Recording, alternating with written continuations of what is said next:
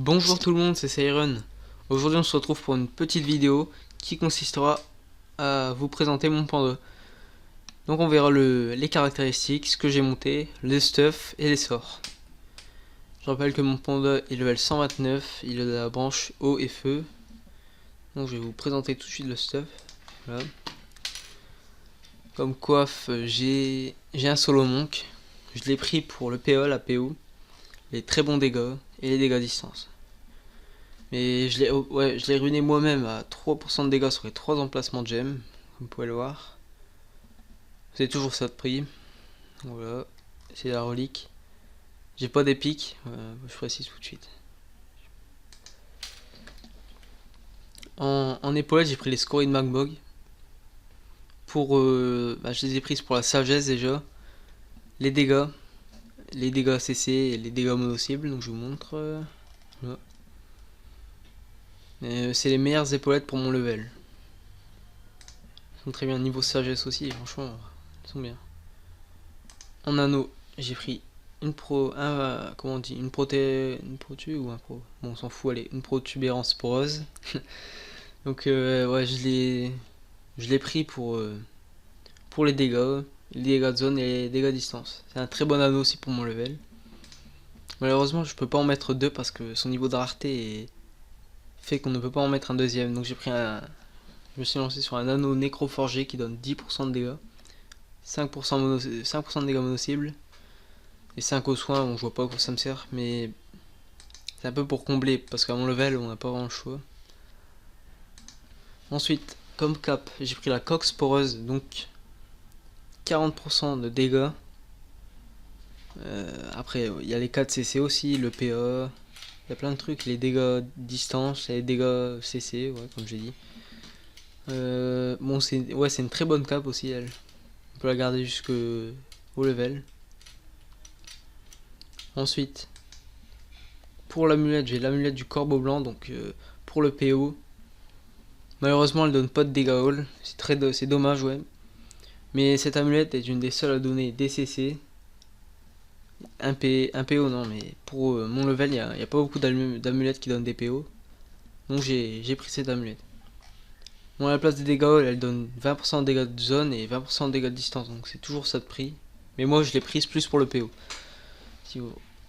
Donc en ceinture, j'ai pris la tour du Pictus pour les dégâts et les CC, bien sûr.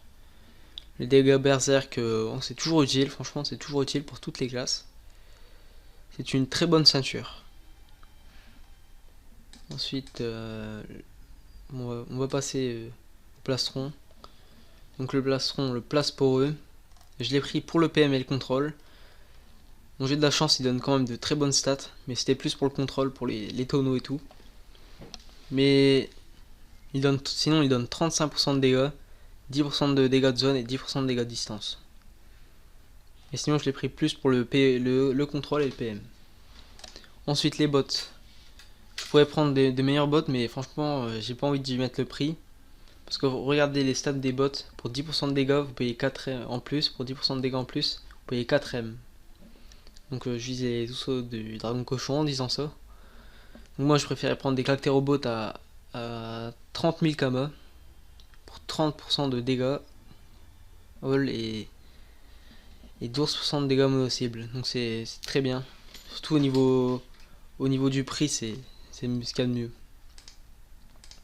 Donc on va passer à l'arme, l'épictère. Bon ça, il n'y a pas de secret, c'est un des meilleurs corps à corps, on peut le garder jusqu'au level 150 je dirais.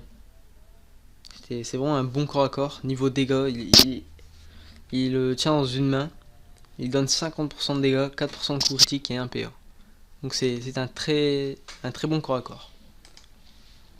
Donc ensuite j'ai préféré jouer l'hérésie et la vita qu'aux dégâts.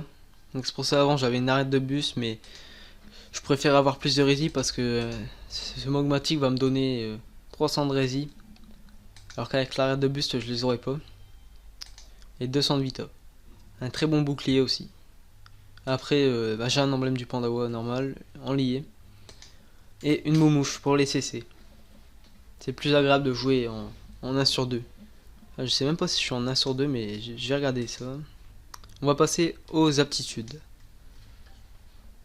Donc mon panda a 4200 de vita, 11 PA 6 PM, 717 de dégâts eau et 727 de dégâts feu. Et il a 300 de rési all. Enfin, j'ai arrondi, hein, mais il a 300 de rési all. 118 d'initiative, 315 d'esquive, 48 de CC. Ah non, je suis même pas sur 2, mais ça se rapproche. Mais c'est pas trop grave. Donc j'ai 48% de CC, 75 dégâts critiques, 29 dégâts mono-cibles, 3 de portée, ça c'est vraiment beau. 3 de portée, à mon level c'est rare. 60% de dégâts à distance et 35% de dégâts de zone. Après 2 de contrôle et 25 de sagesse. Hein. Il y a juste les épaulettes qui me donnent la sagesse, mais bon. C'est pas ce qui m'intéresse. Ah si quand même, parce que j'ai quand même envie d'XP. Donc en intelligence, j'ai monté full rési, full armure. Et le reste en vita. Donc en force, j'ai monté full dégâts all. Alors pourquoi? Parce que je préfère rester polyvalent en étant au feu. C'est comme les nus au terre. Il y a plein de combinaisons possibles, donc je préfère rester polyvalent, c'est toujours mieux. J'ai pas envie de viser une seule catégorie de dégâts précise, j'ai envie de rester polyvalent, c'est ce qui me plaît. Donc je mets full dégâts all. Ensuite en agilité, j'ai mis full esquive parce que comme je suis plus PVM, je vois pas l'intérêt de mettre de l'initiative, je préfère être plus mobile, surtout qu'avec 315 d'esquive et 6 PM on est vraiment mobile. Donc ouais, c'est mieux d'avoir de l'esquive, je trouve. Après ça dépend, on peut mettre du tacle ou de l'initiative si on pratique le PVP. Mais moi je suis plus axé PVM avec un panda. Donc en chance, j'ai mis full CC et le reste en dégâts critiques. Et en majeur, 1 PA, 1 PM, 1 PO. On va passer au sort. Je vais vous laisser ça là. Ça aussi je vais vous le mettre pour que... Regardez. Hein. Donc les sorts. Attendez, ouais voilà. Donc en feu, j'ai sélectionné 4 sorts. Je vais vite fait vous les présenter. Pardon.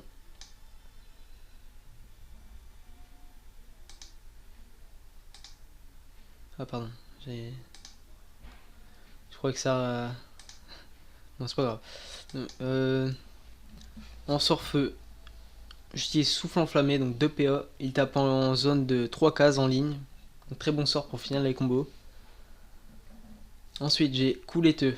Donc ce sort là j'utilise plus pour me déplacer comme vous l'aurez vu niveau 105. Mais ça m'arrive parfois de taper avec. Donc 2 PA.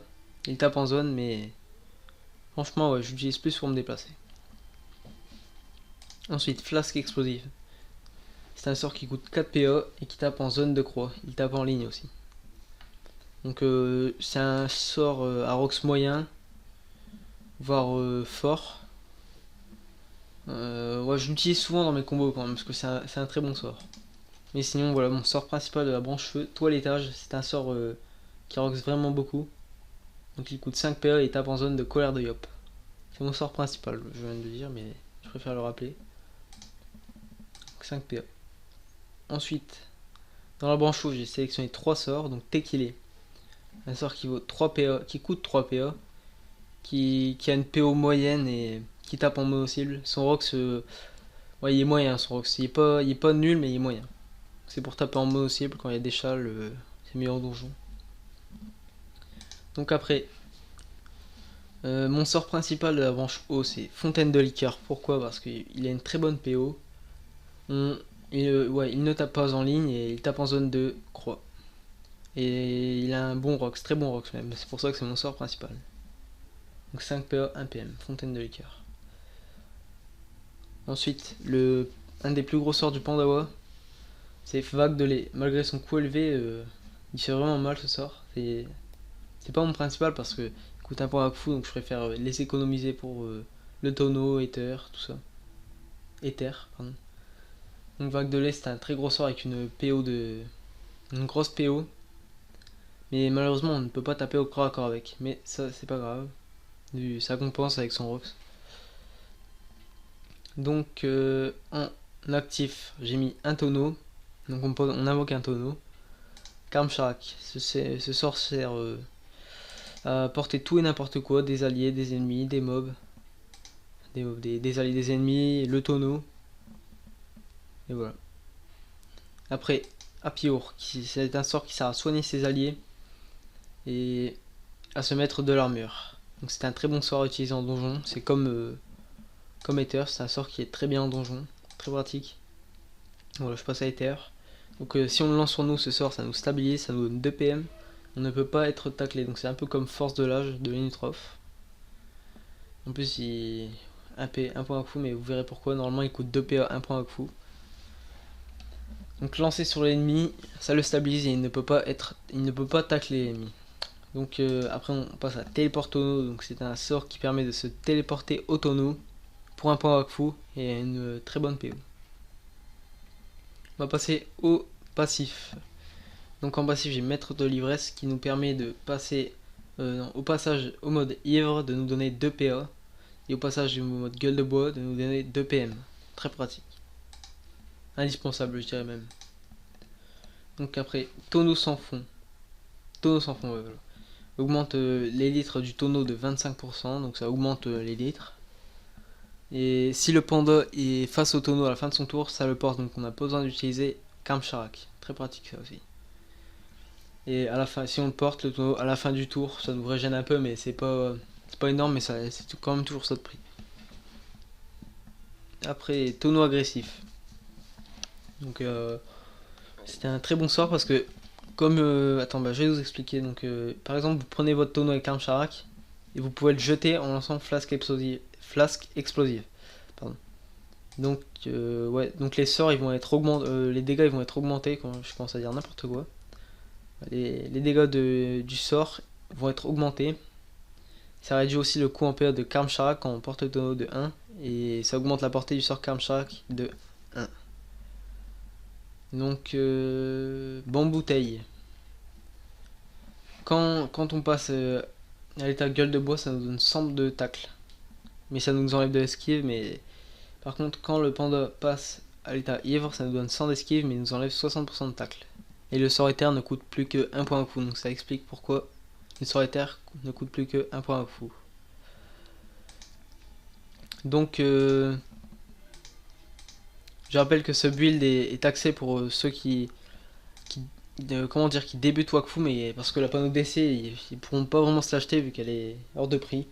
Donc c'est pour ceux qui débutent Wakfu, voire ceux qui ne sont pas très riches, qui n'ont pas vraiment de kama. Si vous avez, donc ça, la vidéo touche à sa fin. Si vous avez aimé, likez et abonnez-vous, ça me ferait très plaisir. Et je vais sortir des vidéos PVP. Et avec un ami, on va sortir une série, ce sera un let's play où. Et aussi j'ai plein d'idées en tête, genre des tutos ou XP, j'en ferai. J'ai plein d'idées. Donc ouais, si ça vous a plu, likez et abonnez-vous. On se retrouve plus tard pour une prochaine vidéo. Allez, à plus.